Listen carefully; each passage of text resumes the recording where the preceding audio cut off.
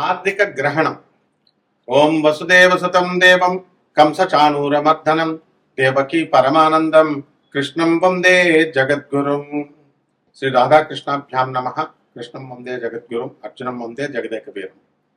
ఇప్పుడు మనకి పశ్చిమ ఆసియాలో యుద్ధం జరుగుతుంది.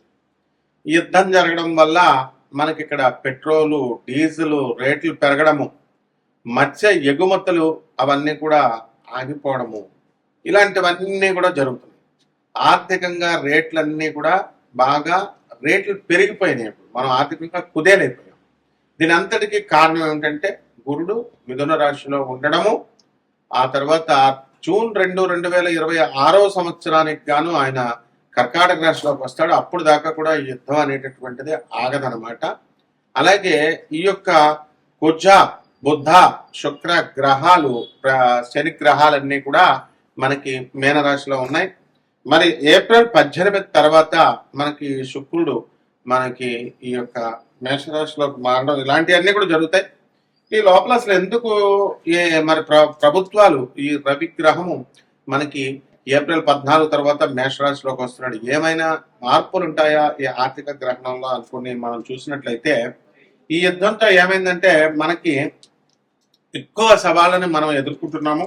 తర్వాత మన దేశం ముఖ్యంగా మనకు సంబంధం లేకపోయినప్పటికీ కూడా, అలాగే మన మూలధన పెట్టుబడులకు కానీ ఆర్థిక వ్యవస్థకు కానీ పెద్దగా మనకేమి నష్టం వాటిల్లలేదు. ఎందువలనంటే గురుడు మిథున రాశిలో ఉండడం వల్ల ఇది కారణం. వాటిల్లలేదని సర్టిఫై చేసింది ఎవరండి? మన కేంద్ర ఆర్థిక శాఖ మంత్రి అయినటువంటి నిర్మలా సీతారామన్ గారు. కాబట్టి ఈ యుద్ధంతో నష్టపోయేటటువంటి రంగాల్ని ఆదుకోవడానికి అవసరమైనటువంటి నిధుల్ని, వాటికి అలాంటి ఇబ్బంది లేదని కూడా ఆమె భరోసా ఇచ్చారు. ఇది శనీశ్వరుడు ఇస్తాడు మనకి. శని మనకి ఈ యొక్క మీనరాశిలో ఉండి వక్రించి ఉన్నాడు. కాబట్టి ఇంకా అవసరమైతే ఇంకో స్టెప్ ఏం చెప్పారు? భారత రిజర్వ్ బ్యాంక్ RBI కీలక వడ్డీ రేట్లు తగ్గించేటటువంటి అవకాశాలు ఉన్నాయన్నారు. ఈ యొక్క బుధగ్రహము మనకి ఈ వెసులుబాటులు మనకు కలిగిస్తుంది. ఇప్పుడు మనం గమనించినట్లయితే ఏప్రిల్ 10లో మీనరాశిలోకి బుధగ్రహం ప్రవేశిస్తుంది. ఏప్రిల్ 30 వరకు అక్కడ ఉంటుంది. కాబట్టి ఏప్రిల్ 30 వరకు మనకి యుద్ధం నుంచి వచ్చేటటువంటి ఫలితాల నుంచి మనం తప్పించుకోలేము. ఆ తర్వాత మళ్ళీ ఏప్రిల్ 30 తర్వాత మేషరాశిలోకి వచ్చిన తర్వాత మే 14 వరకు మనకు ఆర్థిక సంక్షోభం ఉంటుందంటే యుద్ధం ఖచ్చితంగా జరుగుతూనే ఉంటది. ఇప్పుడు ట్రంప్ వార్నింగ్లు ఇచ్చినా, ఎన్ని ఫైనల్ వార్నింగ్లు ఇచ్చినా ఇరాన్ ఏమి అది లెక్క చేయడం లేదు. 45 రోజులు విరామం ఇచ్చే చర్చలు పెట్టుకుంటా ఉంటున్నారు. అయితే వాళ్ళు ఇరాన్ పెట్టేటటువంటి ఈ యొక్క ఆంక్షల్ని మన ట్రంప్ ఒప్పుకోవడం లేదు. కాబట్టి యుద్ధం ఇక్కడ క్లియర్ గా మనకు తెలుస్తుంది. మే 14 వరకు సెటిలైట్ కాదు ఈ ఆర్థిక ఇబ్బందులు, ఈ ఆర్థిక గ్రహణం. మే 14 తర్వాత ఎప్పుడైతే బుధుడు వృషభ రాశిలోకి వస్తాడో అక్కడి నుంచి ఆర్థిక పరిస్థితి బాగుంటుంది, రూపాయి విలువ పెరుగుతుంది కూడా. ఇప్పుడు మనకి ఏమైందండి రూపాయి విలువ అని అన్నప్పుడు మనం చూసుకుంటే ఈక్విటీ, ముంబై ఈక్విటీ అనూహ్యంగా రికవరీ చేసిందనమాట. ఈ యొక్క యుద్ధానికి తెరదించేటటువంటి క్రమంలో కాల్పుల విరమణకు ఇప్పుడు చర్చలు జరుగుతున్నాయి అని జస్ట్ ఒక వార్త వచ్చిందంటే నిన్న మొన్న రావడంతో ఆయిల్ ధరలు తగ్గినాయి చక్కగా. దానికి కారణం అదే. అలాగే రూపాయి బలపడింది.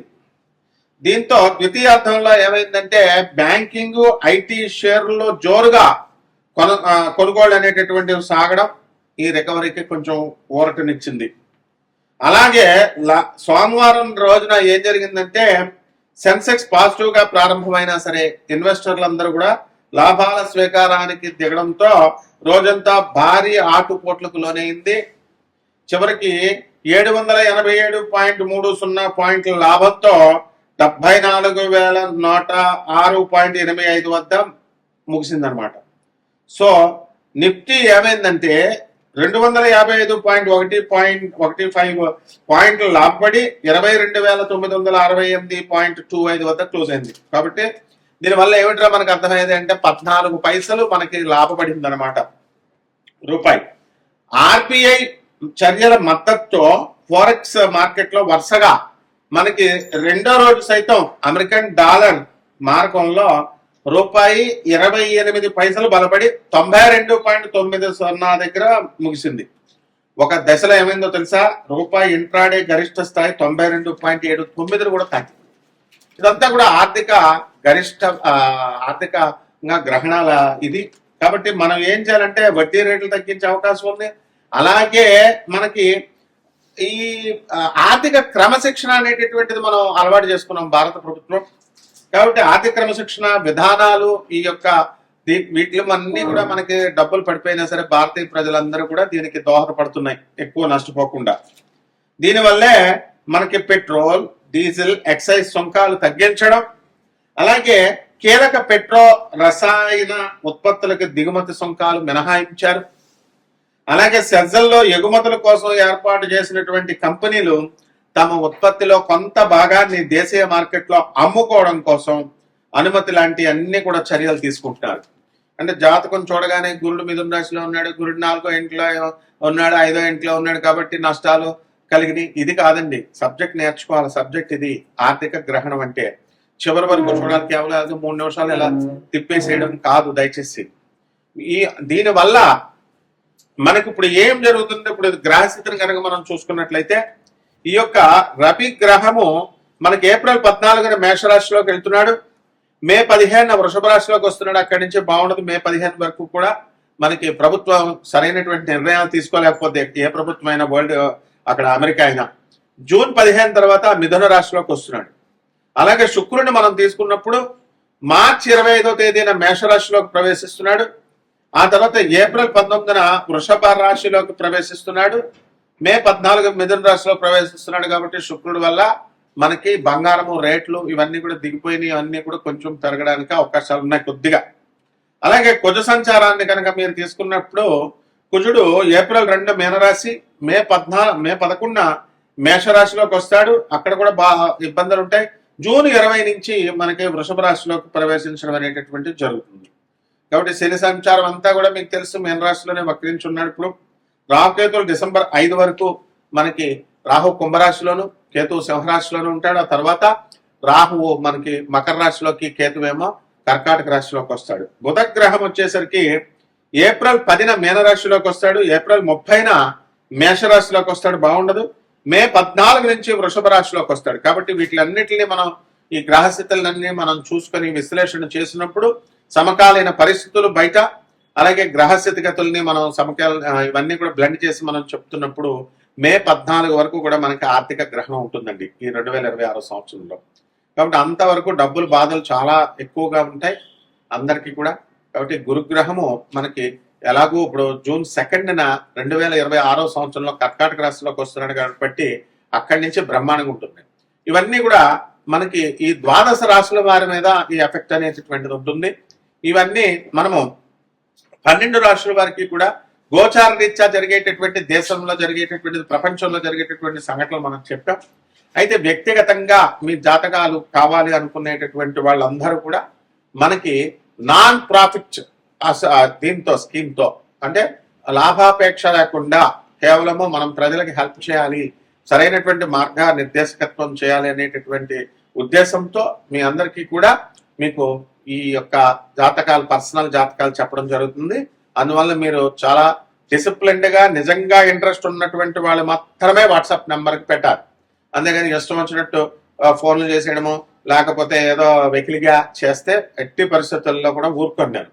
కాబట్టి we are ready to help you, we are ready to guide you. And మొట్టమొదటిగా మీరు వరల్డ్ నెంబర్ 1 ఆస్ట్రాలజర్తో మీరు డీల్ చేస్తున్నారు అనేటటువంటి విషయాన్ని గురువు గారితో అనే దృష్టిలో పెట్టుకోండి.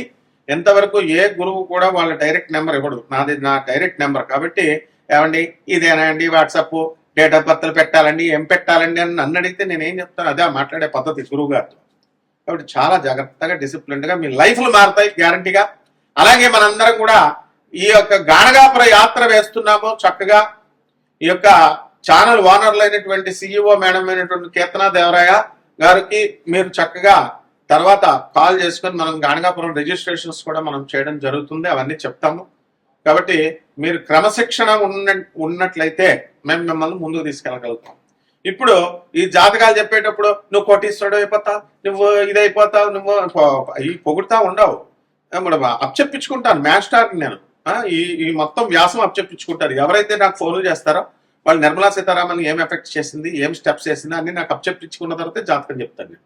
కాబట్టి ఇవన్నీ కూడా ద్వాదశ రాశుల వారి మీద అందరి మీద కూడా మీకు ఏ రకంగా ఏ ఒక్కొక్క రాశి వారికి ఏం జరుగుతుందో మనం చెప్పుకుందాం. మకర రాశి. ఈ మకర రాశి వారికి అందరికీ కూడా అష్టమ కేతు నడుస్తున్నాడు. అందువలన అసలే ప్రతి చిన్న సమస్య కూడా పెద్ద భూతత్వంలో వీళ్ళు చూసుకుని భయపడతా ఉంటారు.